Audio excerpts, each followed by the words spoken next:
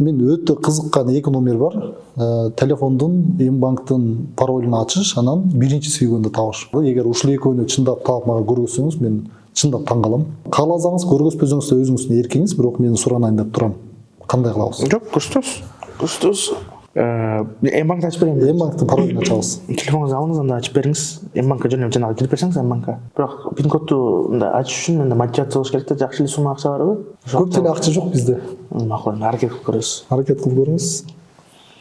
Караңыз, биринчи пин коддун биринчи санын ичиңиз ойлоңуз, бирок мага айтпаңыз. Экинчи санын ойлонуңуз. Үчүнчү. Төртүнчү. Ойлондум.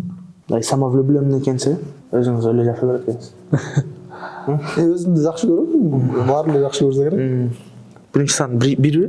Ооба. Кимки 9бу? Ооба. Үчүнчү дагы 9 экен, Ооба. Анан төртүнчү 2би? Ооба. 1998бі? Ооба. Буга чейин мен телефонду кармаган жоксуз. Жок. Сизге телефонду калтырбаш керек экен өзү негизи. Жок, сиз калтырсаңыз толтуруп коем акча. Көп деле акча жок болчу. Жок, толтуруп берем да. Калтырып коерум.